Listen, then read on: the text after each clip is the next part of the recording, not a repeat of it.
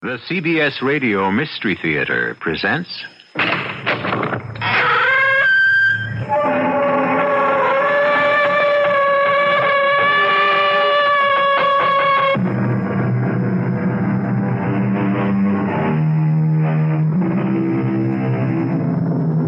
Come in. Welcome. I'm E.G. Marshall. The belief in ghosts and apparitions is as ancient as man himself. And a ghost, as we all know, can take many forms and shapes. Most of these spirits return from an unhappy grave and haunt the living, malevolently, revengefully, dangerously. But occasionally a ghost will turn up who is kindly, good-natured, and rather nice to have around the house. Our story involves just such a ghost.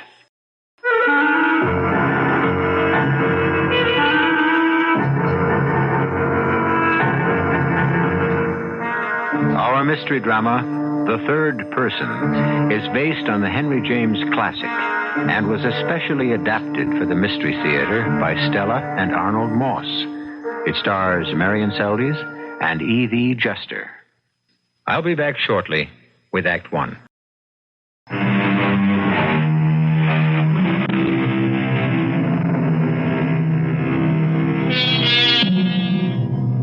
The year is 1900.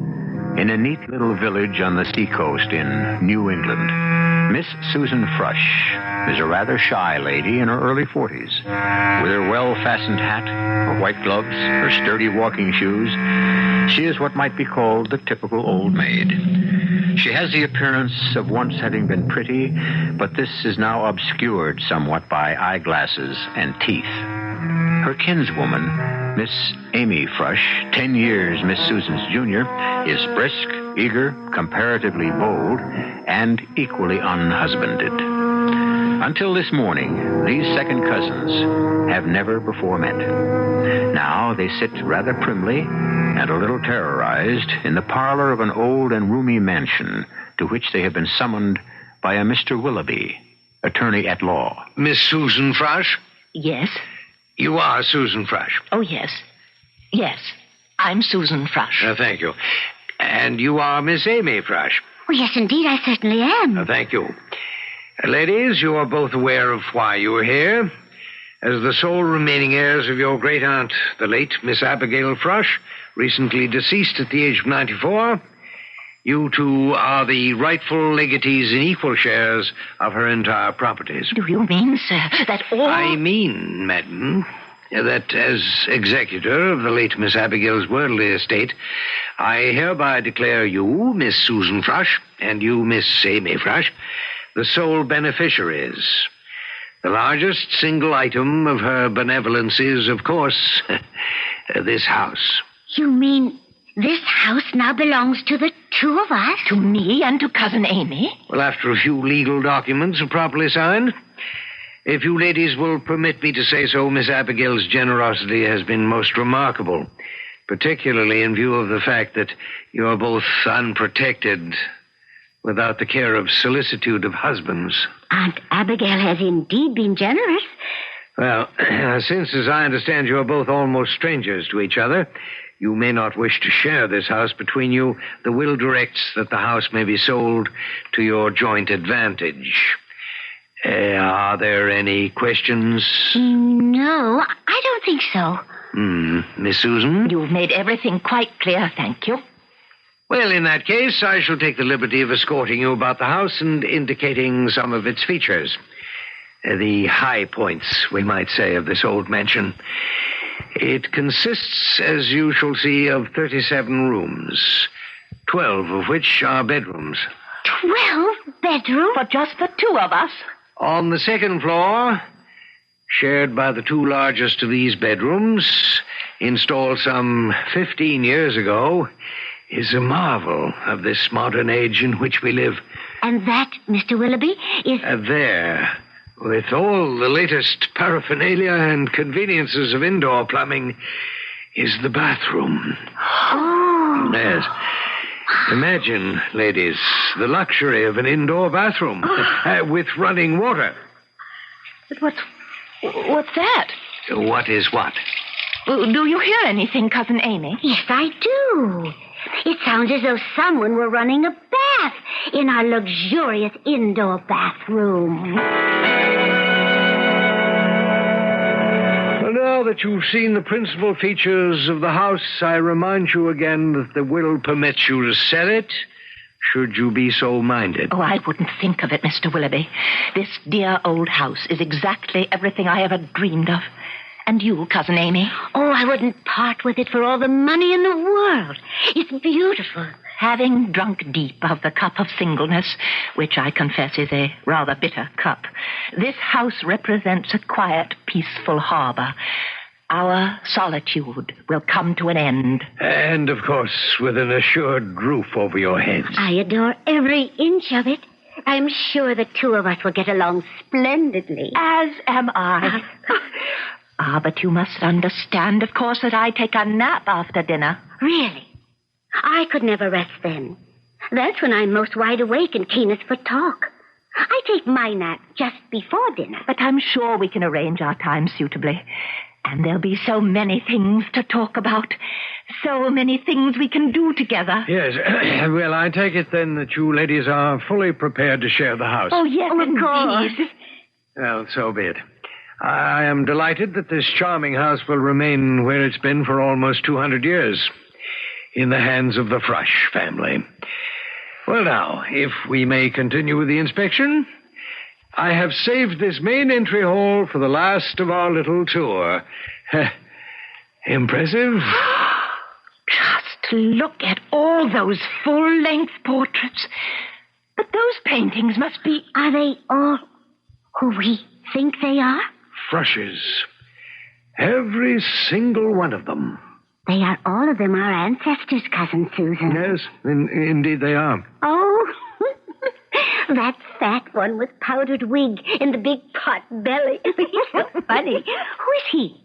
That is Josiah Frush, the man who built this house in the year 1731.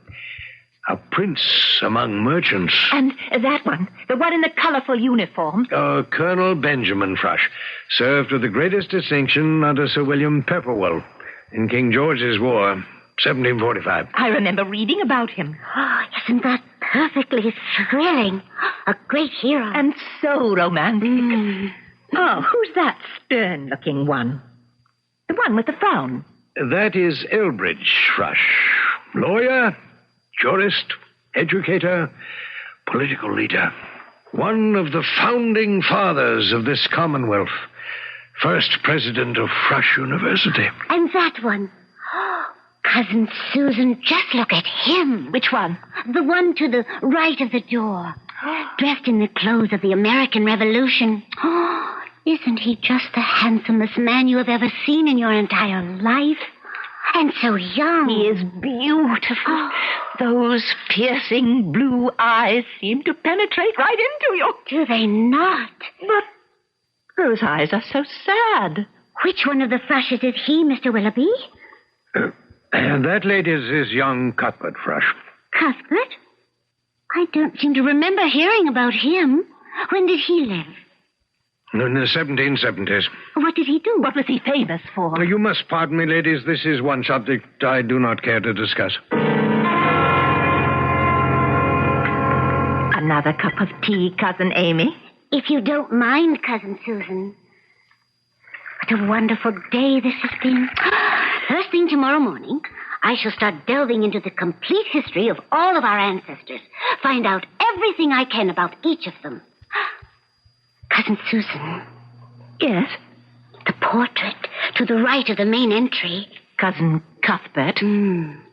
There's something strange and fascinating about the expression on his handsome face. Mr. Willoughby knows more, I think, than he was willing to say. I must agree with you. Let's be perfectly frank, Cousin Susan. Doesn't that look in Cuthbert's eyes do something to you? Really, Cousin Amy, I haven't the slightest idea. Come, dear cousin. You said yourself that his eyes seemed to look right into you. I suppose I did, didn't I? But they are sad and so melancholy looking. They seem to be saying, help me, please. I need you desperately. Exactly the feeling they gave me.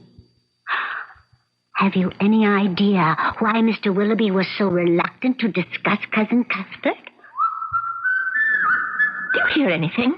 Music of some kind. Somebody's whistling. It's Yankee Doodle. Seems to be coming from that window. Come, let's see. Oh, please be very careful, Cousin Amy. Open the drapes slowly. Cousin Susan, quickly. Quickly, come here at once. What is it? What's wrong? Look out there, in the dark.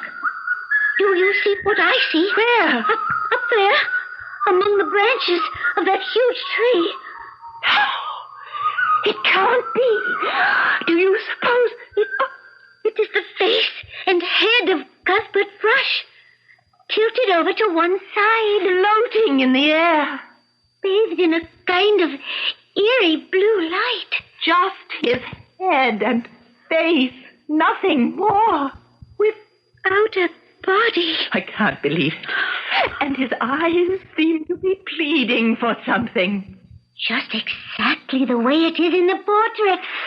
I will not look at it. Oh, it's terrifying. Susan, why don't we go to our bedrooms? We're both very tired, which may be why we're seeing things that cannot be. Yes, as you say, Cousin Amy. After a good night's rest, we'll both of us laugh at what we think we've just seen. Yes, but we did see it. Imagination plays strange tricks sometimes. Oh, come, let's admit it. We've had Cousin Cuthbert on our minds ever since Mr. Willoughby showed us the portrait. It naturally follows that we should see his head and face floating in the air outside in the dark among the branches of that old tree. Oh, it doesn't make sense, Cousin Amy. We'll talk about it in the morning. No, just take your lamp and follow me up to our bedrooms. Yes, I'm sure you know best. And all these wonderful portraits. Good night, Colonel Benjamin Thrush. I'm sure General Pepperwell was very proud of you. And good night to you, Cousin Elbridge, president of Thrush University. And sleep well, Cousin Josiah. And you... There's that whistling again. Cousin Susan, hold your lamp a little higher. Yes, onto the portrait of Cuthbert Thrush. What is it? What's wrong? Well, I can't tell whether it's the lamplight throwing strange shadows or... Do you see what I see? It just cannot be.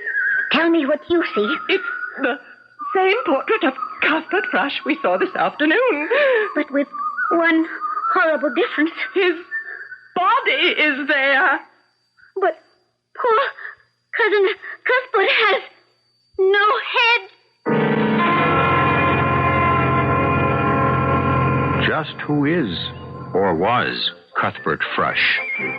Is it possible that in some way his spirit still lingers on in the old Thrush mansion? Can we say with the poet Longfellow, all houses wherein men have lived and died are haunted houses. Through the open doors the harmless phantoms on their errands glide, with feet that make no sound upon the floor. We'll learn more when I return shortly with Act 2.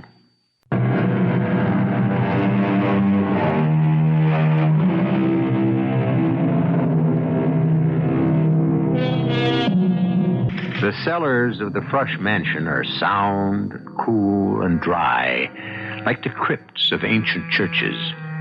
Several mornings after taking possession of the old house, Susan and Amy Thrush decide to explore the vaults of these underground labyrinths. A recess in the thickness of one of the walls has yielded a small chest bound with hoops of iron. Slowly and carefully, the two ladies are doing their best to pry it open.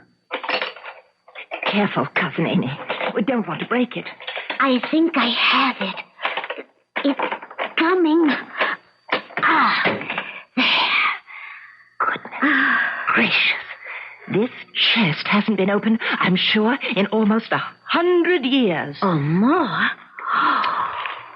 Isn't this exciting? Let's see what we have. A couple of newspapers and pamphlets. Careful how you handle them. They'll fall apart in your hand. And 3 packets of letters, yellow with time. Oh, look at that little package, tied into a small bundle with a sprig of pale blue ribbon. Oh, sweet. Anything else? Oh, I had hoped it might be filled with old golden guineas. Hoarded by some ancient miser of a Frush? Oh, why not? Or even a handful of ducats, doubloons, pieces of eight. Stored by an unknown pirate ancestor of ours. Or some evil captain of a privateer. Captain Frush, who roamed the seven seas and preyed upon his helpless victims. You are an incurable romantic. Only a lot of old papers and letters. You know you can't wait to read them any more than I can. True. Only I dare not handle them myself. They're so delicate. This is a job for the minister. And not only does the Reverend Mr. Patton preach an excellent sermon, but he's also president of the town's historical society. If anybody can help us with these, Mr. Patton can, I'm sure. Oh, they should provide many interesting evenings before the fireplace. Cousin Amy,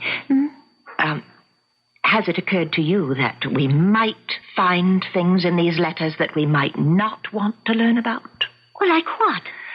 I'm not quite sure. But if we should discover something bad about an ancestor of ours, any one of them... I don't think I would want to know. Well, suppose it was something about our mysterious cousin Cuthbert. Something really naughty. Wouldn't you want to know about him? So I'd have to think about it. Oh, no, you wouldn't. And neither would I. If anything human happened with Cuthbert or any other Frush, with all those dignified pillars of society in the entry hall, I would be delighted. What? Cousin Amy, really? And the first thing I do in the morning is to get in touch with the Reverend Mr. Amos Pettingill Patton. We'll need his help with these letters.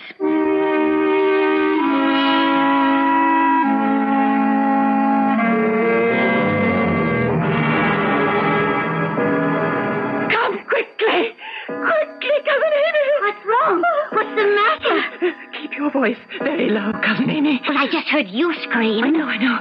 There is a man in this room. Here? In your bedroom? Oh, how is that possible? I don't know, but just a moment ago, there was someone in this room. Who? I told you. A man. Where? Under the bed? No, just standing here. Oh, please. Hold me, Cousin. I'm shaking like a leaf. Oh, there. Now, just try to be calm. Why don't we both just sit here at the foot of the bed? Now, would you like a glass of water? No, thank you. Now, tell me quietly. This man that you saw, he was standing, you say? Where? Right there, in the middle of the room. He was standing before my dressing glass. Were the lights still on? Oh, no, I'd lowered them. I'd not yet gone to bed. Why do you suppose he was standing before your dressing glass? To look at himself, to admire himself? Oh, I see you don't believe me. Of course I believe He had his back to the glass. He was standing there, staring, looking at me in my nightgown and wrapper. Oh, I was so terrified I couldn't move. Oh, I'm so ashamed. I'm so ashamed. Oh, now, please try to remain calm. What did he look like? Oh, his clothes were strangest fashion, from another age. Knee breeches, long stockings, a lace ruffle about his neck, a cocked hat, that sort of thing. Like the paintings Yes. His face, what did he look like? Oh, well, the light wasn't bright enough for me to make out the features. I was too frightened to notice. But I do remember that the neck was bent, sort of. The head was tilted way over to the one side. To one side? Oh, it was awful, as though the head were just barely attached to the rest of the body. Oh, you've got to stay here with me. I will not stay in this room alone. Of course. I wouldn't think of leaving you. Cousin Amy, we're not alone in this house. There is a third person here somewhere. Just lie down now and close your eyes. I know what I'm talking about. It may well be that all our talk about those old letters we discovered... I did not imagine anything. I saw him. The walls we touch in this old house, the floors we walk on, all have secrets. All secrets. Some remembered, some forgotten. We'll both get used to it, I'm sure, after a while. Now, close your eyes and try to get some rest. Well, good night, Cousin Amy. And thank you. Not at all. Until you fall asleep, I'll sit here in this old rocking chair. Merciful heavens! What's wrong? There is a man sitting in this rocking chair, and I'm sitting in his lap. No! And he's whispering in my ear. Oh, what's he saying? He's saying, I beg your pardon, Cousin Amy, but you're sitting on my lap. What was that? The door just slammed shut. There isn't a bit of wind tonight. And the rocking chair. Look at it. It's rocking back and forth all by itself. Let's get out of here quickly. We'll lock ourselves in my room tonight. Wait for me, Amy. I'm coming right with you.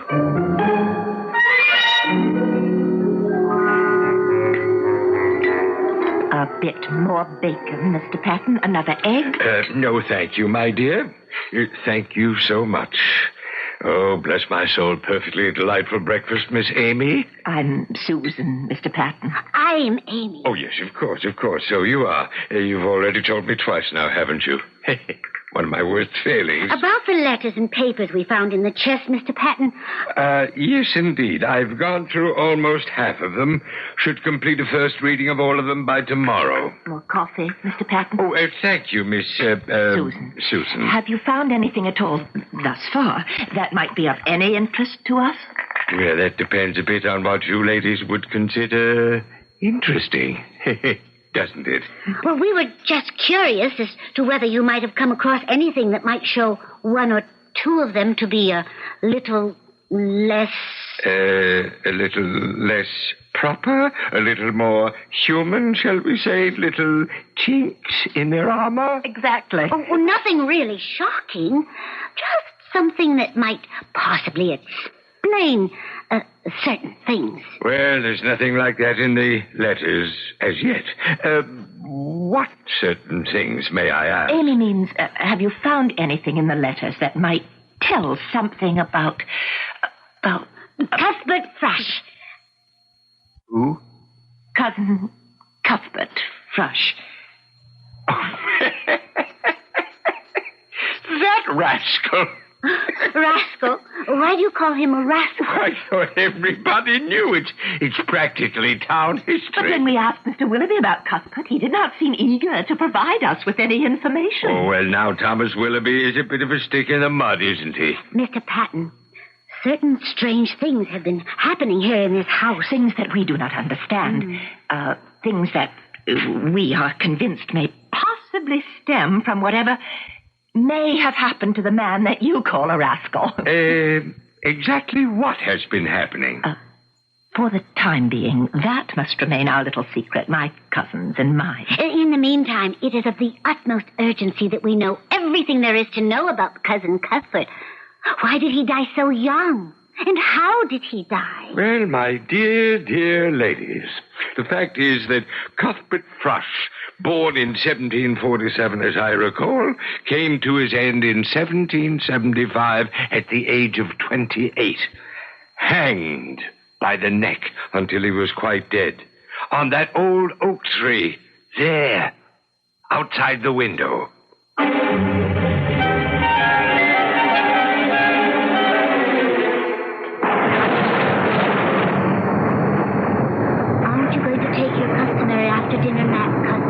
I couldn't, dear Amy. I'm too nervous.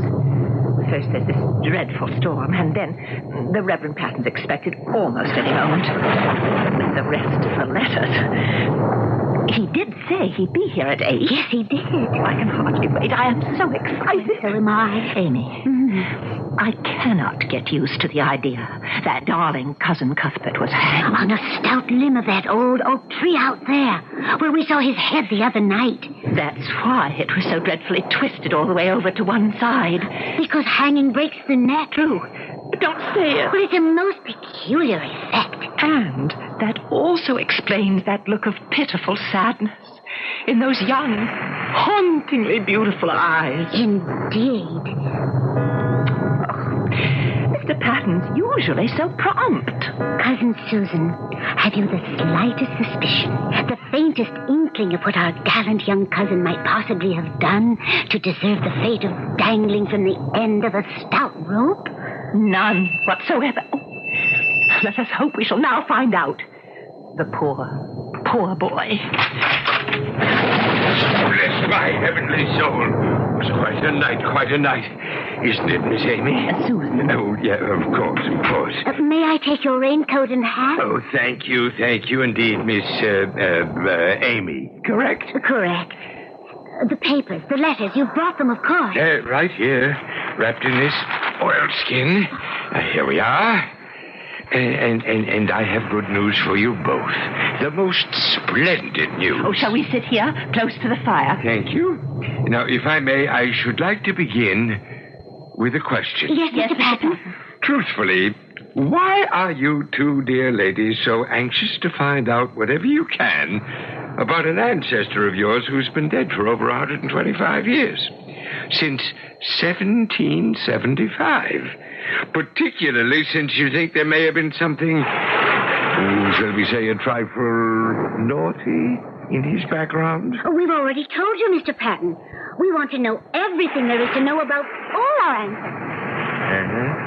I think I understand. Mr. Patton, what would you say if we were to tell you that although Cuthbert may have been hanged, that in some strange way we cannot explain, Cuthbert is still with us? In spirit, of course, as are all the Frushes. Cuthbert is still here, living with us in this very house. We've seen him. And he's trying to tell us something. He wants something from us. Well, bless my soul. You don't believe us, do you? Well, you must admit the idea does stretch one's powers of belief just a trifle. Then come with us to the outer hallway right this minute. As you wish, Miss... Amy, we want you to see something. Delighted, my dear. Now, is the light good enough for you to see? Certainly. All right, then. Cast your eyes up at that oil painting of Cuthbert Frush. I know it well. I've seen it so many times. Oh, no, I will not believe it. The painting is an absolute blank. There's absolutely nothing on the canvas. First the head was gone. Now it's the whole body. Oh, Mr. Patton, will you please come back with us into the parlor and be good enough to tell us what you found in the paper? And why Cousin Cuthbert was put to death. It might help us to understand why this third person is still hanging about the house.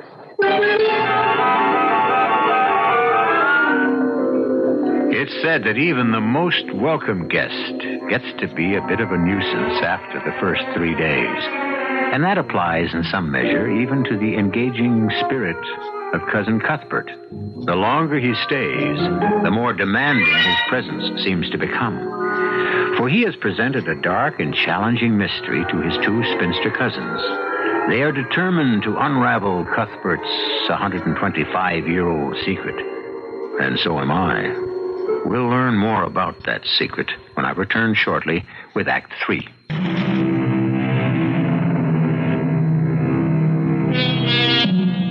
A footstep, a low throbbing in the walls, a noise of falling weights that never fell, weird whispers, bells that ring without a hand, door handles turned when none was at the door, and bolted doors that opened of themselves. So did the poet Tennyson describe some of the possible goings-on in a house shared by a ghost. Amy and Susan Frush believe in what they see and hear. Their present task is to convince the Reverend Patton, if they can. Now, do you believe us, Mr. Patton? Do you believe that in some inexplicable way, Cousin Cuthbert has left that picture frame and is wandering about the house? Cousin Amy and I have actually seen him. And you think he's staying on because he wants you to do something for him? And it would help tremendously if we could know why he was hanged. Have you come across anything in the letters? Was there an unhappy love affair that ended in his committing murder? Did he kill someone? A jealous husband? Or was he a dashing pirate who was captured by the King's Navy after a bloody battle on the high seas? What unspeakable things did he do to deserve to be hanged? Oh, please tell us. I will, if you'll give me a chance. It was nothing quite as romantic as you suggest. Oh, Oh, what was it, Mr. Patton? Now, you both read your early American history. Think back. What was one of the weightiest things on the minds of the American colonists? One of the things, in fact, that led to the American Revolution. Paying taxes they considered unfair? Taxation without representation. Right on the head, Miss... Amy. Amy. And the only way a patriotic colonist could show his defiance of what he considered inequitable taxes put upon him by the British was to smuggle articles like tea, brandy, rum, molasses into the country without paying the taxes. You mean Cousin Cuthbert was a smuggler? A good many of the townspeople here, being so near the sea, made a very bold living out of smuggling. Is that why they hanged him? If they lived by smuggling, sad it is to say that some of them proudly and defiantly died for it. Oh, like Cousin Cuthbert. Several of these letters speak of his smuggling activities. He was admired here as one of the best, until he was unlucky enough to be caught and hanged for what was then considered a capital crime. Hanged for a little thing like smuggling. Yes, in the eyes of King George III's officers, it was not such a little thing. Cuthbert did commit an error, a human error, but as we know, to err is human. To forgive, divine. Of course. That's it exactly. What's what exactly? I know what's bothering Cuthbert. You do? The first thing we must do is to visit his grave in the old churchyard. The way I look at it, the only crime Cuthbert was really guilty of was the crime of being caught.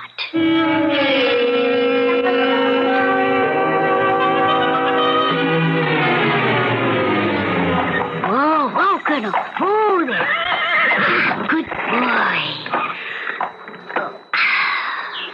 The entrance to the churchyard must be through that gate.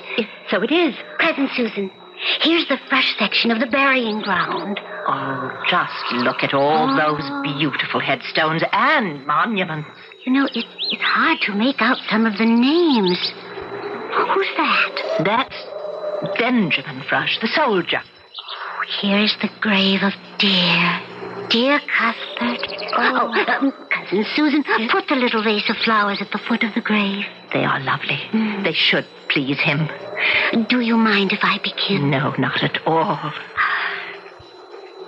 Dear Cuthbert Frush, Cousin Susan and I know why they hanged you. We would like you to know that not only do we not look down upon you for what you did, but that we do not in any way disapprove of your actions.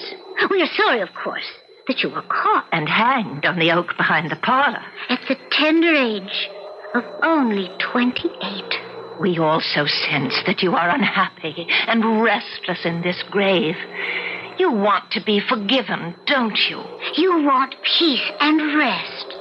And that pleading look in your eyes tells us you're trying to say something. That possibly you want our help. What is it you want us to do? The vase of flowers toppled over and broke. Cousin Cuthbert, is this your way of telling us you hear us? Oh, answer us, Cuthbert. Talk to us. Talk. Cousin Susan, shh. Oh, dear. Well, that was sweet of you. Thank you, Cuthbert. What was that? Cousin Cuthbert just kissed me, ever so gently. He did? On the forehead. Oh. Yes, Cousin Cuthbert. Is he saying something? Shh. Oh, of course, dear Cuthbert. Now I know exactly the kind of thing you want us to do. What is it? What did he say? Cousin Susan, I hope you won't mind staying alone for the next few days. I'm leaving in the morning. Where to? Why? What are you planning to do? Oh, just for a few days. A very important errand. Oh, but we have the 4th of July celebration coming up. We've invited Mr. Willoughby and Mr. Patton. Oh, I have no intention of disappointing them. Oh, don't worry. I'll be back by the 4th of July.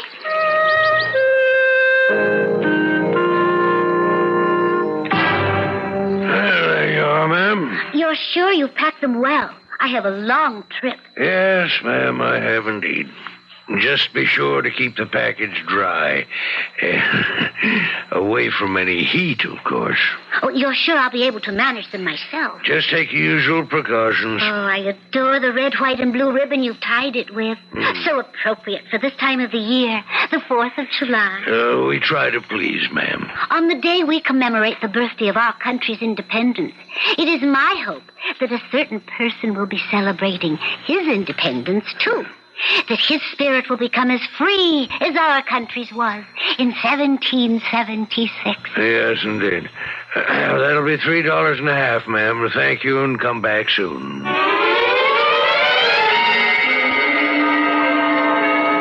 Have another marshmallow, Mr. Patton? You, Mr. Willoughby? Ah, what a wonderful way of celebrating the 4th. Don't you agree, Mr. Patton? Oh, I certainly do, Mr. Willoughby. Fine dinner, now this bonfire. Keeps reminding me of the famous words of John Adams on the eve of July 4th, 1776. He said that the anniversary of independence should always be remembered with pomp and parade, with shows, games, sports, bells, bonfires, and fireworks. Cousin Susan? Yes? Gentlemen, I would like to contribute one of those items to our celebration. These. What have you got there? What's in that pretty package? Chinese firecrackers. And these are Roman candles. And here are pinwheels. And these are called salutes. Well, firecrackers and fireworks displays? Now, where on earth did you get them? Don't you know it's against the law to bring those things into the state? Shall we toss the firecrackers into the bonfire one at a time?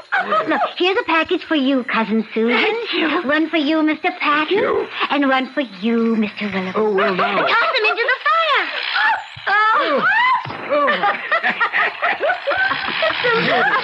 Just listen to them go. Oh, bless my soul, Miss Amy, what have you done? That's why you went away to buy beer.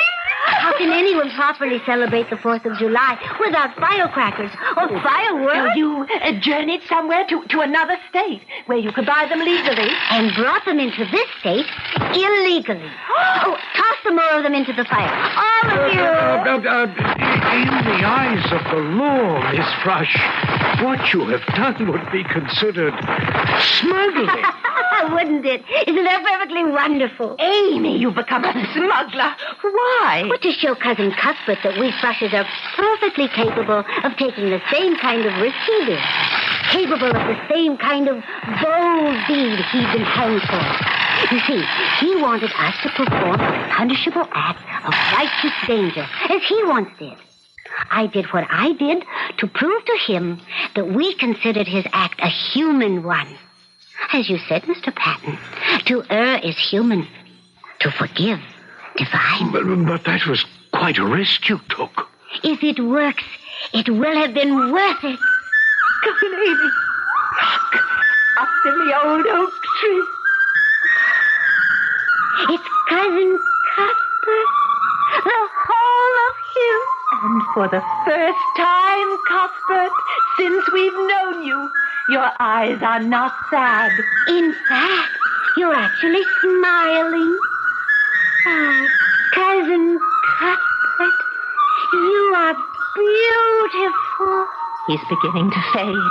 I can see right through him. He's getting fainter and fainter. Oh, please stay, Cousin Cuthbert. He's going away. He's gone.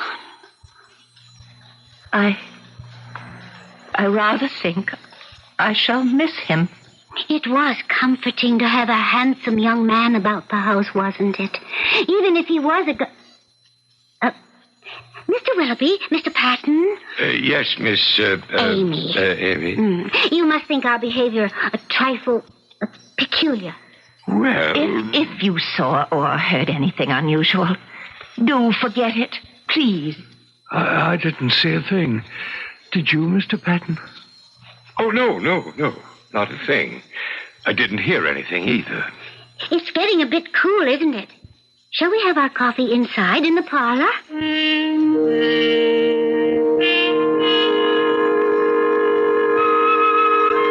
The coffee will only take a moment. Cousin Susan, gentlemen, look. What is it? The portrait. The painting of Cuthbert Thrush. Well, bless my soul. It's whole again. The full portrait is back on the canvas, the way it was to begin with. Hold your lamp a bit higher. And look closely. Do you notice any other difference? The eyes. Of course, the eyes. Where they were once rather sad and mournful, they now seem to have a twinkle in them. And so they do. Cousin Amy, Yes, did you see what I saw? Cousin Cuthbert just winked at us.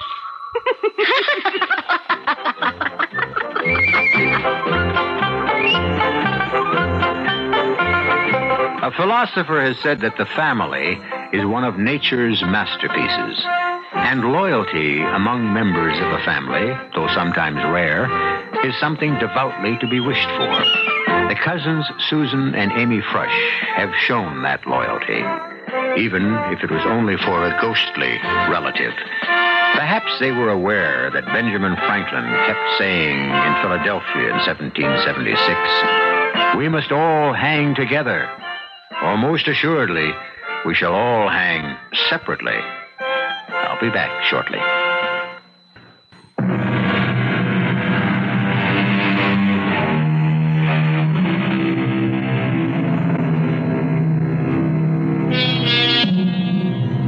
It's interesting to think that Yankee Doodle was originally a British tune. But it was not long before the Americans took it over as their own song and invented lyrics like, "Yankee Doodle, keep it up. Yankee Doodle dandy. Mind the music and the step, and with the girls be handy."